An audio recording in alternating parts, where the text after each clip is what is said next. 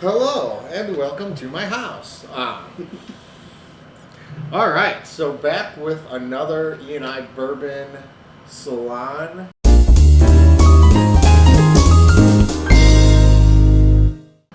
Episode 4. Episode 4. Yeah, we're gonna call this one a reshoot. Yeah, I think golfing all day and then trying to get a podcast session in afterwards is probably not the best. But we had some technical difficulties on the last episode. I think it's good to talk about. So we did a blind tasting. We went golfing.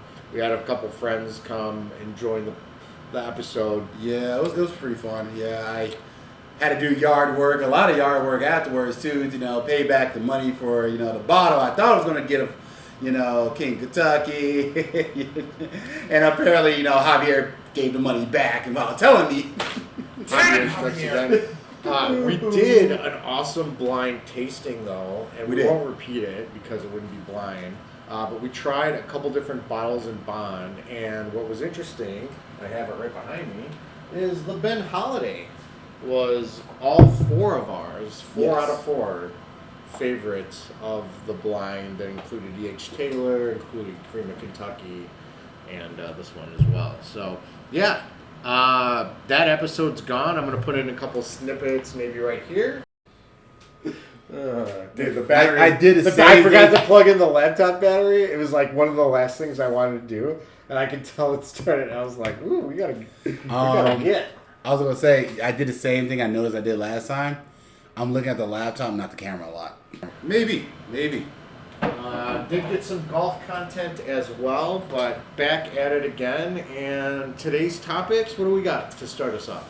Well, you know what? I figure let's talk about an everyday sipper. I think that's a really good topic to have. An everyday sipper that people, especially like people just getting into bourbon. Something you can pick up and immediately just start sipping on, and you can just have it every day. So I think a good one for me that I picked was the 10-year Russell Reserve. Love this one. It's like a $40 bottle. We did an episode where it's like, bang for your buck.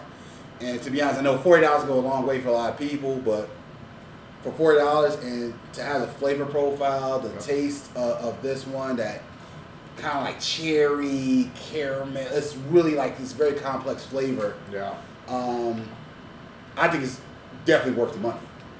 90 proof, a little low for me. But it's funny because we've had a couple episodes now where we've talked about things we've liked. I'll call out a couple specifically that I could drink every day that we've shared on other episodes, as I just mentioned, would be, the benchmark. Yeah. It's a little hotter if you're going to drink the full proof, which is my preferred at, 120 proof. You've got the Old Granddad 114. I typically like anything over 100 proof. I did say the Eagle Rare was, my preferred as far as like the 90. Well, between that and the E.H. Taylor, and that's a 90 proofer, but harder to find, so you can't say the Eagle Rare. I know we opened this on the cast, or no, we didn't. I just poured it for you and reviewed it. Yeah. But mine was the Wild Turkey 101. Now the 8-year age statement is starting to hit the market. I've got a couple bottles of it. Drank through this one very quickly, as you can see. And what's interesting is we both picked Wild Turkey products. Yeah, I was just like the same thing. 8-year and a 10-year. Mine being a little hotter, younger. Yours being a little more mature. More mature, but lower proof. A little lower proof. Same mash bill. So the Wild Turkeys are 75% corn, 13% rye, and 12% malted barley. So they are the same mash bill, produced, by the same distiller, and both drink a little bit differently. They do. They actually do. But yeah, and here's my thing. I typically, like nowadays, I will go towards a higher proof as well. But it's just something about this that keeps me coming back. Yeah. And to be honest, you can use it, and because of the proof, you kind of using it. It's a good cocktail mixer as well. Yeah. Like a Manhattan, Old Fashioned. This is actually a very good bourbon to use. As well. I was at a bottle share party the other day, and I grabbed a bunch of stuff. I usually bring a number of bottles, and I have a Russell's single barrel that I meant to grab, and I don't know what I was thinking, but I ended up grabbing my 10-year. Mm-hmm. And it's funny because there were a couple people there that weren't big bourbon drinkers, especially from a proof standpoint, my little brother being one of them. And he really loved the Russell's 10-year, which is a great, indicator is like, yeah, this is good. I was talking to someone in Garfield's the other day, because I'm always like perusing the shelves and asking people what they're looking for. You're an alcoholic. Like a weirdo. And I asked a guy what he was looking for specifically, and he said, oh, there was this bourbon that I had that tasted real sweet, like caramel, and I was like, man, that's a lot of them. And then we got into a conversation of like what I would recommend, and I actually ended up recommending the 10-year Russells, because I was like, if you think about $10 for 10 years, this is a bottle that could be priced at $100. Yeah. Right? And it's not. Same thing with the Eagle Rare, right? 10-year, $10 a year. It seems like an average price for, paying a distiller for their product that they've aged for 10 years. But yeah, both well under that price point, and I think, good drinkers for under $50. Really good drinker. So, cheers to that. Cheers to Wild Turkey. And we finalized our trip. Yes. This will be a couple episodes down the road, so you guys won't see the content for a while. But we're actually going to be going to Wild Turkey. Going to Wild Turkey. We're going to be going there. So it's actually month or so. Oh, it's like we're promoting or something.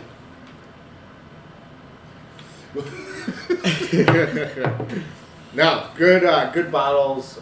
Made me think of the benchmark. Made me think of the 114. But on a daily drinker, and something that you can find. You want to, yes.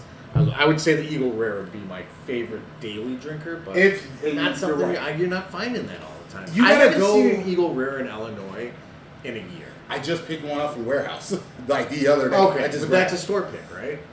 I don't think it was store pick. It wasn't store pick. It was just a regular Eagle Rare. Yeah. Like so sometimes you'll sort through those shelves and they have like an E.H. Taylor or Eagle Rare or something. Yeah. Because they kind of like the hunting aspect of that store. They want you to look through their shelves.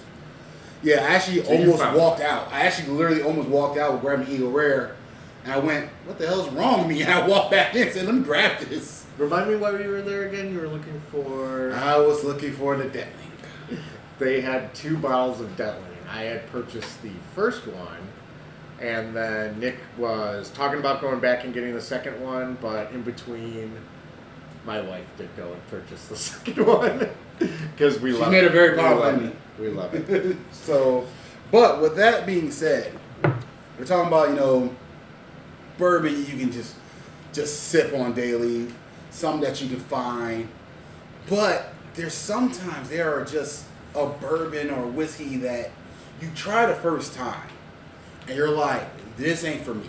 Sure. Either, maybe your palate is a little bit different at the time. Mm-hmm. Maybe sometimes you open it too fast, let the air hit it a little bit, so it couldn't really, have a chance to really change. But that being said, I want to talk about bourbons that you may have tried the first time, and you're just like, yo, nah, I don't like it. And then just randomly one day, you just pick it up again, like, let me just give it another try, and then go, holy crap. Yeah. Why did I let this sit here for so long? So with that being said, mine is the Starlight. Starlight Carl Hubert single barrel bourbon whiskey that's finished in cognac barrels. I am excited that you brought this because I've heard a ton of great things about Starlight. I haven't been able to specifically try one yet. And really? So this is actually the first Starlight. And we're talking about that trip that we planned on Sunday coming home from Kentucky. We're going to hit the Starlight Distillery. I've seen a couple of them out there. I hear like... It's weird. It's like as we're just promoting. I know. I hear the Double Oak's great. I hear they've got a couple strong finishes that are out there, so I'm excited to try that one. I'm actually going to pour that one first for myself. Okay. And then while I do that, I'll talk about... so I picked the Old Elk. Now, I had this bottle that was a warehouse store pick, and I didn't enjoy it. I pulled it out again because I still haven't finished it. I don't know that I do enjoy this specific bottle that I got. And sometimes that happens, and you stick in the pocket with a brand. And I've tried other, expressions and single barrels of the Old Elk that I do really like. Old Elk's an interesting story to me because it is, it's Greg Metz, and he was like one of the, master producers, master distillers, of MGP. Yep. And so was able to get a ton of great MGP bottles in the beginning and put out, I think, what, was a special brand in Old Elk. The antler on top as far as the stopper. Unfortunately, since filming this, Old Elk has gone bankrupt and has been purchased by Middle West. So we'll see what ends up happening to the brand specifically, and what Greg ends up doing, staying a part of it or not. I haven't looked into that, but there's a great store pick at Bub City in Chicago. The fried pickles Old Elk. It's a rye. Love that one. There's a couple that I've had that are really good, and then this one for me just didn't hit.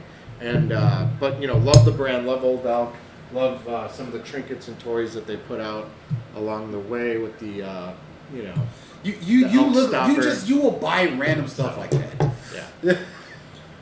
Very Tell cool. me, but yeah, with Starlight, like I said, I'm not familiar with the brand. I literally just randomly picked this bottle up in Evanston at a Benny's. It was like their pick, and I went, I just want to try something different. I've never had it.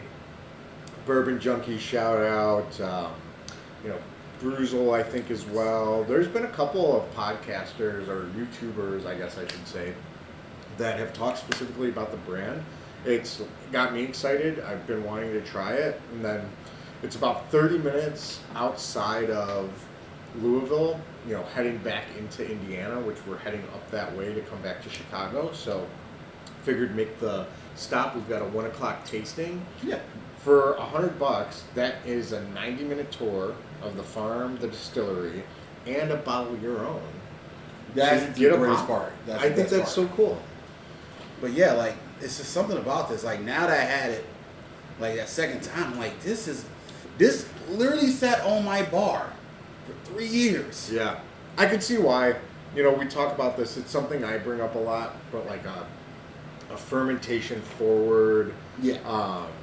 Versus a barrel impacted bourbon. This drinks young. It is 4.5 years old at 105 proof. Yeah. And it drinks young. I get a little, I wonder if the mash bill is on this. But I get a little funkiness. I don't know if there's because it's got some meat in it or it's not.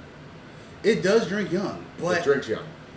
I don't know, that finish to me, that oaky finish, it really works for it. Now, I don't know what it is. Maybe my taste buds are maturing. The cognac helps it. And I think that's one of the things, I say cognac? Cognac. Cognac? It's cognac. Cognac? Oh, my God. I heard someone say something about the Penelopes the other day. Everybody's entitled to their own opinion, but they were like, they're taking immature MGP product and finishing it and double finishing it to cover up what's wrong with the bourbon or the immaturity of the bourbon. And I do think that there is something about finishing a younger bourbon to mask some of and maybe add some flavor that isn't particularly there. I get that a lot from this one. I don't know if I love it, but it makes me interested to try more from the brand. It does.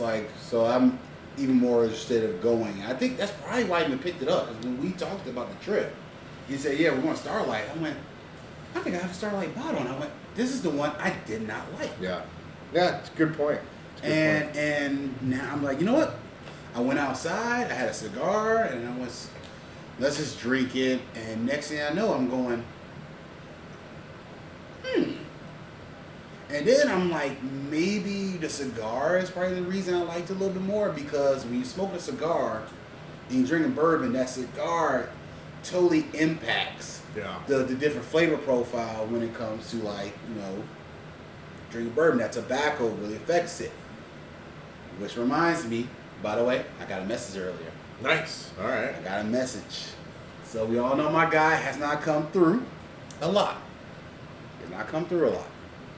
With that being said, to make it up to me, he told me he's going to get me a bottle. It's a rare bottle. I've never heard of this bottle. It's actually from Penelope, because you brought it up earlier, Penelope. Love Penelope. Never heard. And you know I know my Penelope brand. I sent him the money already. It's $250. But rare bottle. Never heard of it. It's called Penelope Cigar Sessions. Ooh, okay. Penelope Cigar Sessions. So I sent him $250, and I'm gonna get that bottle right we away. talked about opening a new bottle on the episode today. Yeah. I picked this up from Garfield last week.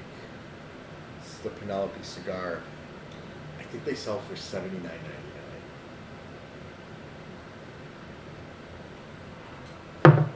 Can I look at the bottle, please? Can you send me a picture of it and just want to double check something really quick? And just gonna.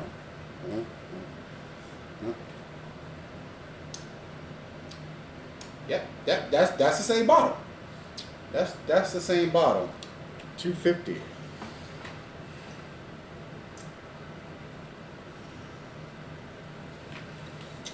Damn it, Javier! Yeah, all right. Let's open this one in a minute. I do actually want you to, we're going to move on from, you have spent probably close to $1,000 with Javier so far. I mean, $750 to be exact, but I mean, who's counting? I wouldn't mind you trying this and give me your opinion. Actually, I should pour it too. Just want to pour a couple of them for us. Why am I in charge of the accounts?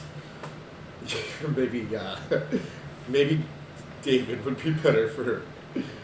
We're trying to find something for David, the cameraman, to do, even though he's not here today. Cameraman?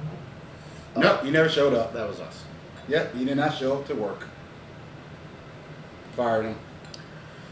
Sounds like he's gonna be late for the D&D session too. Oh yeah, D&D tonight, baby. Whoop! Apparently, we're all gonna die. Yeah, I think it's time for a TPK. Why? I don't get it. Why? I don't know. Show my prowess as a horrible dungeon master. The evil lass. Did you pour up both? Yeah. Please, thank you.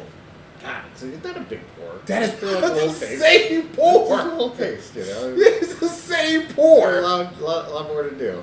A lot more to do later. It was the same pour. I don't know. There's some funky weed on this one. I actually get some of the same nose characteristics from the Starlight. All right. I don't know why. When I smell it, it almost smells like Coke. Sweet though, much sweeter. Even though we were just talking about a finished bourbon, this is sweet. It smells like Coke, like Coca-Cola. Oh no. Not that, not the other Coke.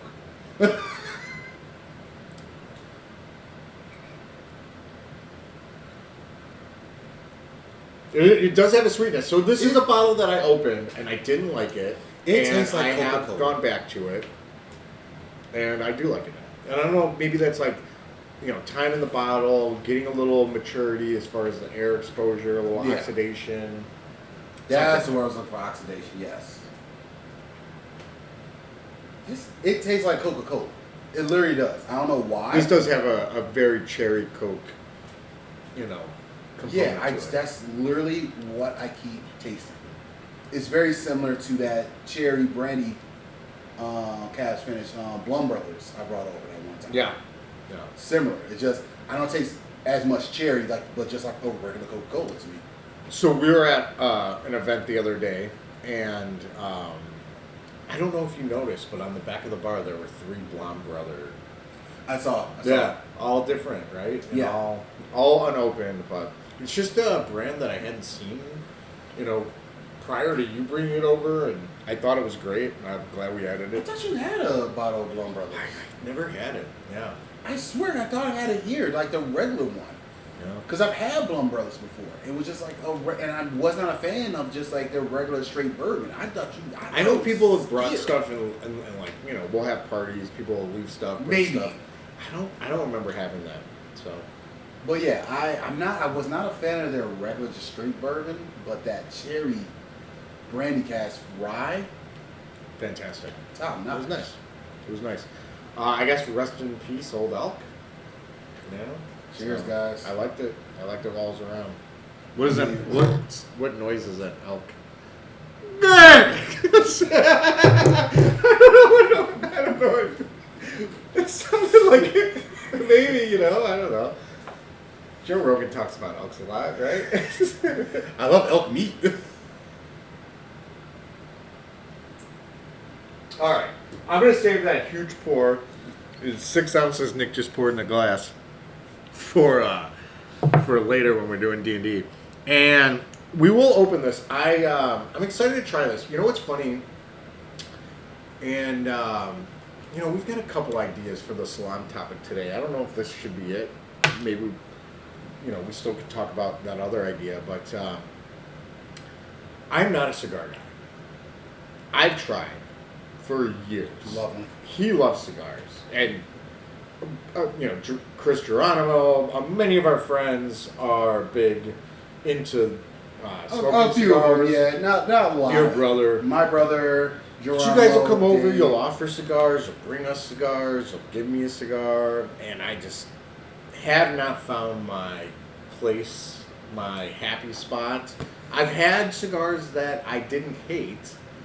I've had cigars that I hate, and I don't think I've ever really enjoyed it. Okay. Now, I could smoke a cigarette while I'm playing golf.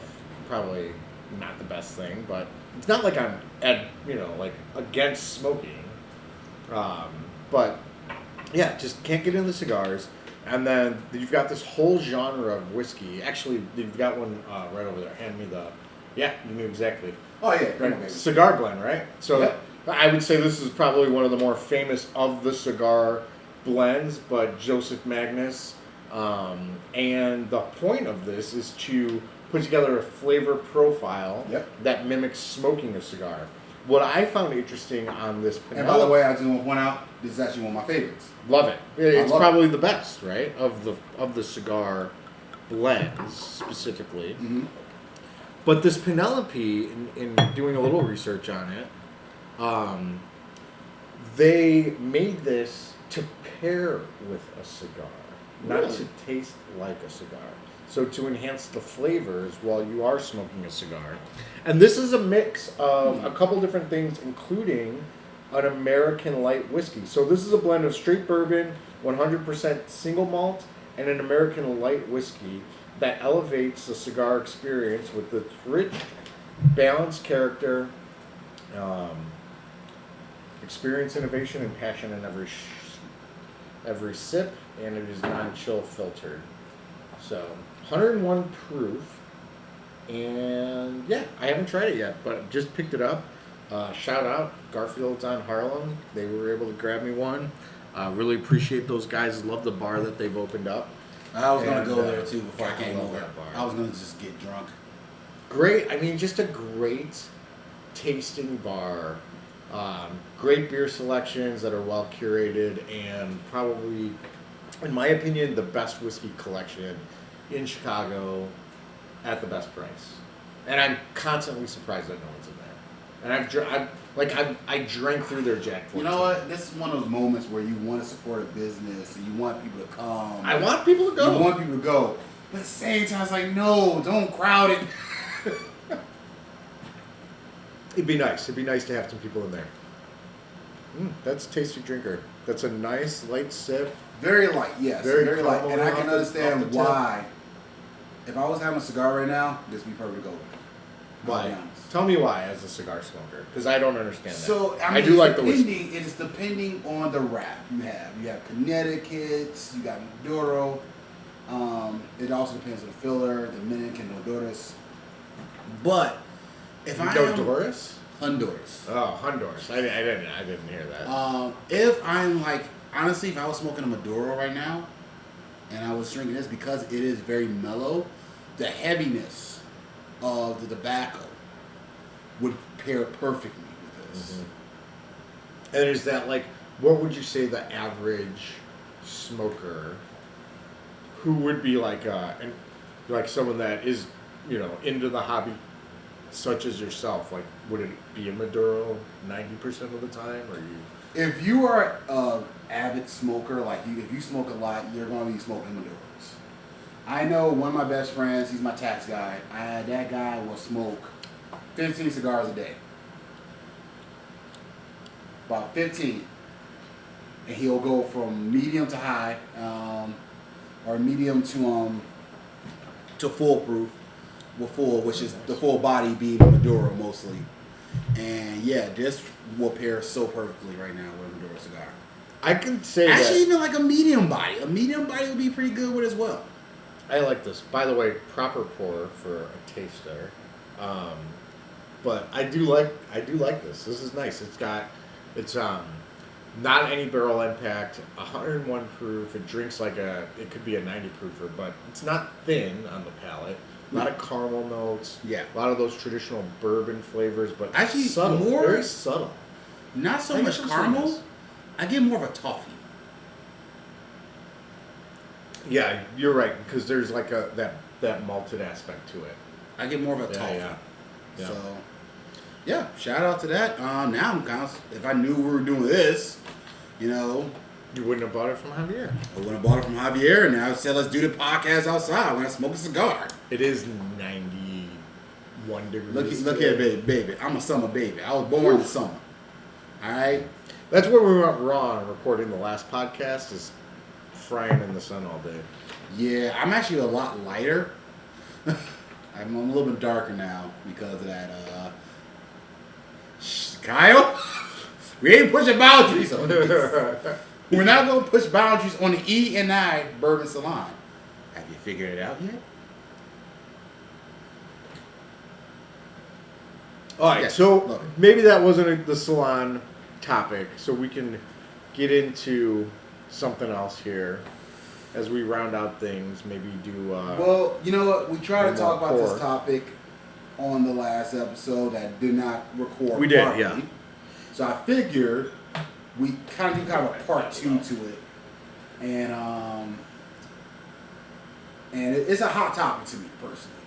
If you are an MMA fan, you love watching MMA, you grew up with it, you grew up with watching this guy.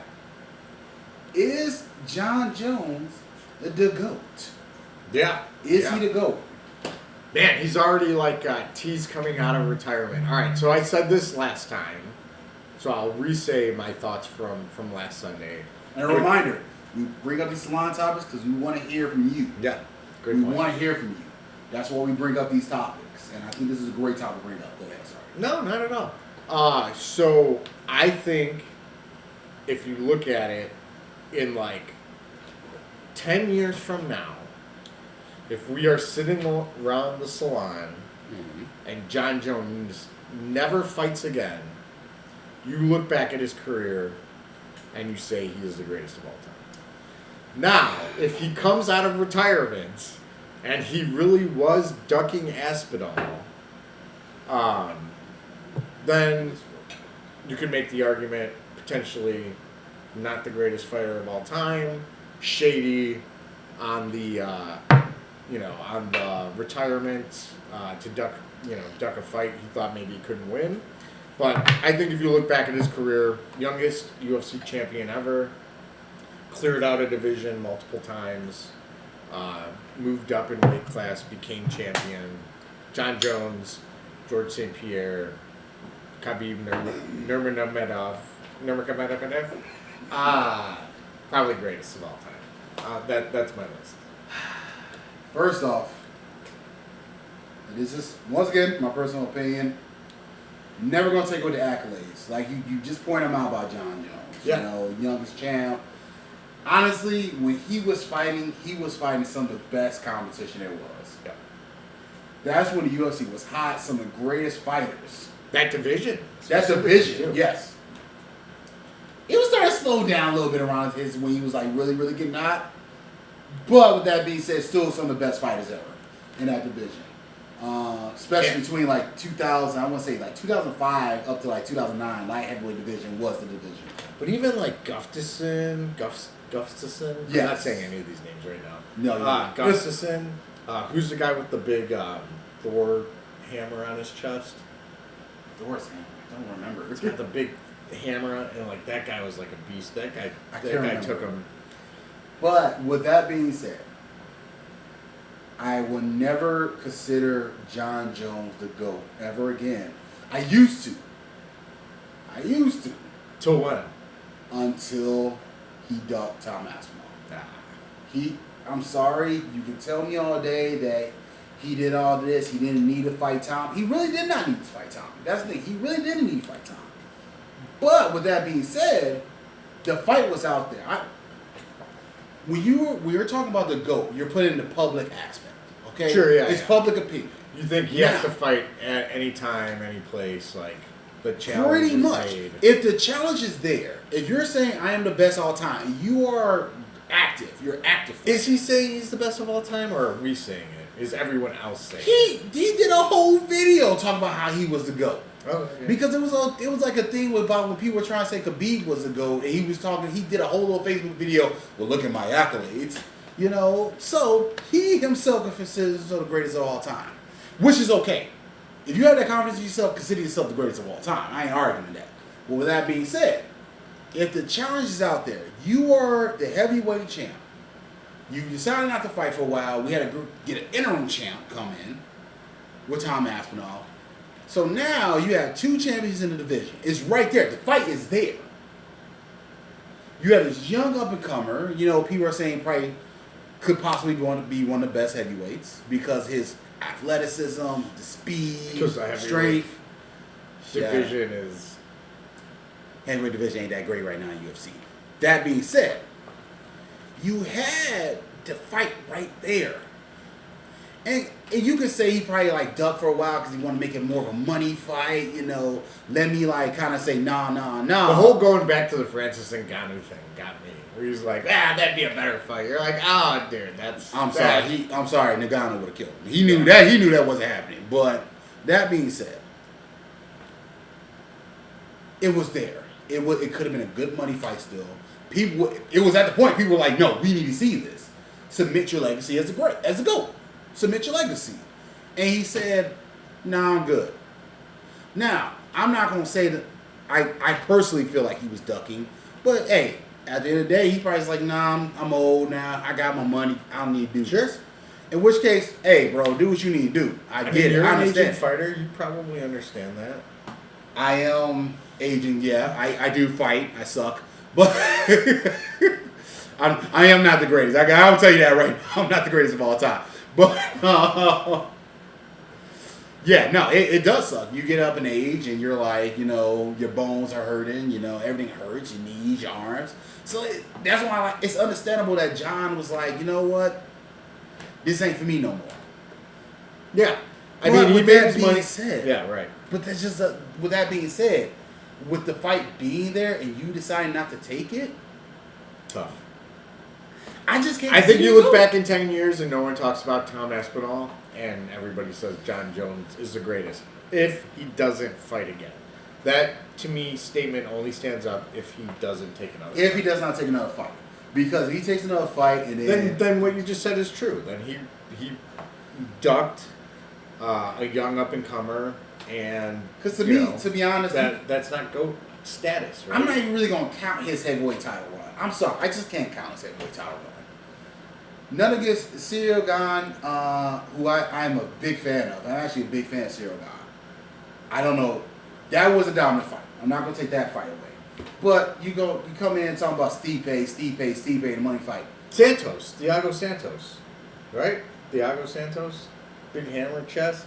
That just popped in your head right now. I'm like, who the hell is that? Was a good fight. Like, that guy took... Yeah, back in my heavyweight. I'm talking about heavyweight right now. Stipe. Love Stipe. He was one of the greatest heavyweights of all time. I don't know why Stipe wanted to fight again. That was a tough one. It's called money, baby. Yeah. The money talks. Yeah. Money talks. So, Stipe, what, at that point had to fall in like 6 years, 4 years, somewhere in between. Yeah. I don't know. Had the bad eye. You know, he was an old man. I'm sorry. Like, to be honest, put up a better fight than I thought he would. I'll be honest about that. He did put up a better fight than I thought he would. But one of the best of all time. Definitely one of the best for a heavyweight. Not a GOAT, but yeah, for a heavyweight, one of the best of all time. It's like John Jones' heavyweight run was kind of like, yeah. Like, once again, if you're gonna come in and say you're greatest of all time, you won't fight the younger dudes. Yeah. You're gonna fight the younger guys and say, look here, youngster, I'm here. And here's the thing, John Jones was so embedded in people's minds that he's the greatest of all time. This was not a lose-lose for him. It was a win-win. Just to be honest, it was a win-win. And the reason I say it was a win-win, if he had beat Tom Aspinall, yes, he submitted himself as the greatest of all time because he said, yo, I took young up-and-comer, I beat his ass. Yeah, definitely has that all the talking. But if he had lost, rights at that point. If he had lost, but he put up a great fight, which we know John Jones would have done. He would have put up a good fight. You already would have had people saying he's older. The John Jones he used to be fatter. He's a little bit chunkier. Yes, he's a little bit chunkier. But like, I don't even know what that was at the camera. I don't know what you're doing. But with that being said, he was an older fighter. He was not the same fighter he was back in the day. People would have made excuses for him. Yeah. And he still would have went down as the greatest of all time. And also because you took the challenge. Because you said, let me come challenge a young up-and-comer. And the young up-and-comer beats you. Hey, whatever. You're still the greatest of all time because you're there to build. You're building a new generation of fighters. That's what it's about. That's what it's about. That is what it's about. Like, no. Like, fight the legend. And if you could beat the legend, bam. Now we have a new generation to look up to. Pro wrestling, put them over. Put over the young guys. You gotta put them over, baby. But yeah, that's my thing. Like, he had that opportunity, and he said, either A, he said, I don't want to get embarrassed, or B, he just said, I don't just feel like doing it no more. Yeah. Once again, I'm not in the man's head, so I don't know what he was thinking. You know. Yeah. Interesting. I mean, then you got the whole arrest thing and. Yeah, he's not the greatest person in the world. Let's be honest. Great person, which is interesting too, because you talk about goats, and maybe we could like kind of, end the Salon topic specifically on this point. But your older brother, made a good point the other day. Where like when you talk about goats, he thinks about people like Muhammad Ali, who were like able to like do something to take their stature fighting and make the world better, bring community together, like try to be a positive influence, right? Yeah. And John Jones definitely couldn't care less about any of that stuff. I must say, he had that one news report where he stopped someone from breaking in somebody's car. I think that was like I think that's when everyone, I remember it coming out on Facebook, and I remember people going, oh man, John Jones is so great. And ever since then, everything went downhill with the cocaine and he beat his wife, I think, too. Cocaine's a hell of a drug. All right. Well, on that note, hey, he gonna sue us for this. Allegedly. I think if I say allegedly, I'm not a lawyer.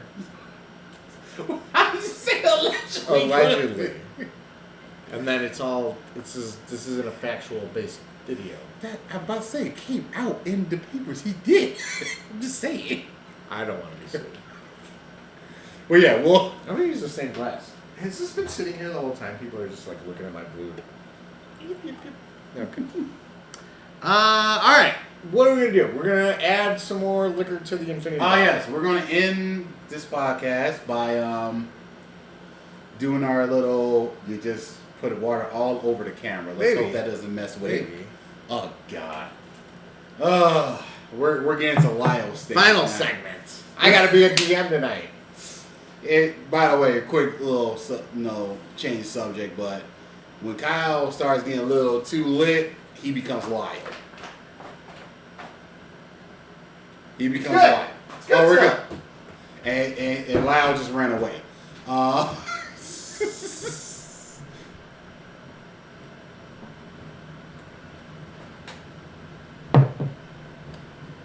the funnel. Did you pause it? No. Oh, Nick doesn't know how to fucking tap dance on camera. Forgot the funnel. Oh, yes. So Let's try this thing before. I love barrel, by the way.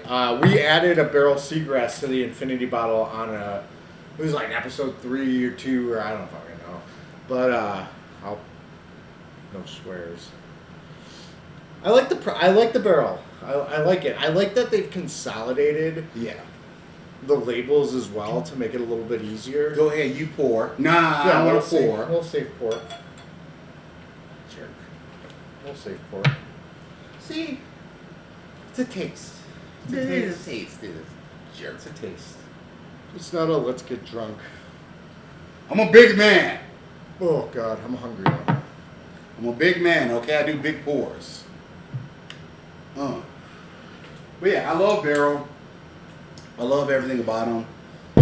You guys are gonna fight Kratos tonight. Oh, speaking of a big man, like I got Kratos coming for him. Indeed. Not in real life. That'd be weird. But yeah, if I turn into Kratos. Barrel. Yeah, I love everything about Barrel. I believe most of their products are finished. I think so too. Yeah, and this one is finished in sherry. It's like a sherry. Pedro.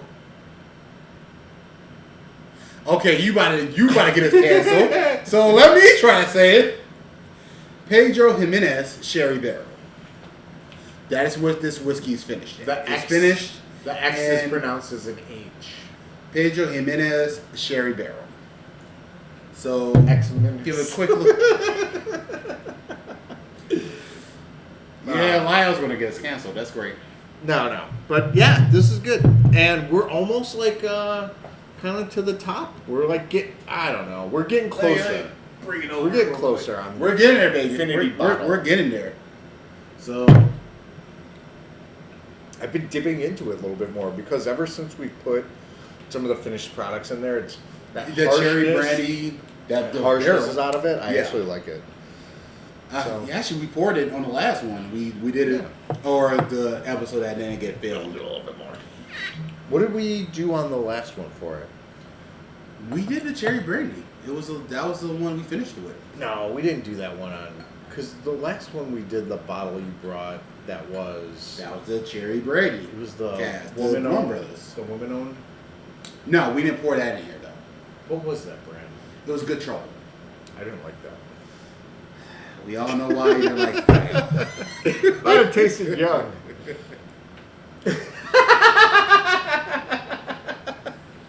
As you can see, as you start drinking more and more podcasts, Kyle gets a lot more loose. No, it's just funny. All right, Lyle. I like this. This is nice. I actually really like the barrel stuff. I finished my seagrass. I need to grab another one, but I have a couple like older ones over there. That might be something. That There's like this seagrass right here. This one is something we need to finish, but this is their. It's 128 proof, and I can't remember. Yeah, a lot of barrel is all high proof. I don't think I've seen a single barrel product that is. Well, this is the gold label Seacraft, and then what's the other one? Because the other one's aged. Here we go. This is their actual bourbon. This is the 15-year. Yeah, that's the 15-year. And that's actually 100. That's But like, look at the color difference on that. Well, that's the difference between like a whiskey, especially a finished whiskey, to a bourbon. Yeah. That's the difference. And the age. It's got to be the age. And the aging. Yes, you're right. The aging. But that's actually the lightest, like, as far as proof goes, I've ever seen. So there we go. We're killing this one. So people can see it. They can't see it.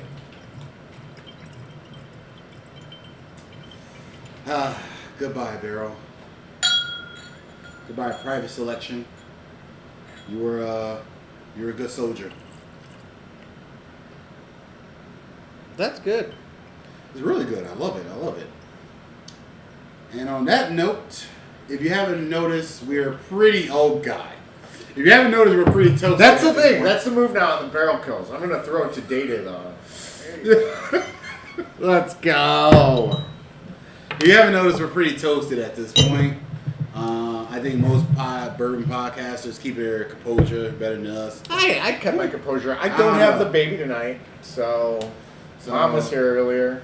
So got the babysitter in the house. I think compared to most, we get a little bit too lit for our podcast, but I love it because we're real. We got D&D coming up. We're real, baby.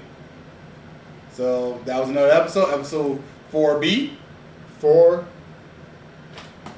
Good.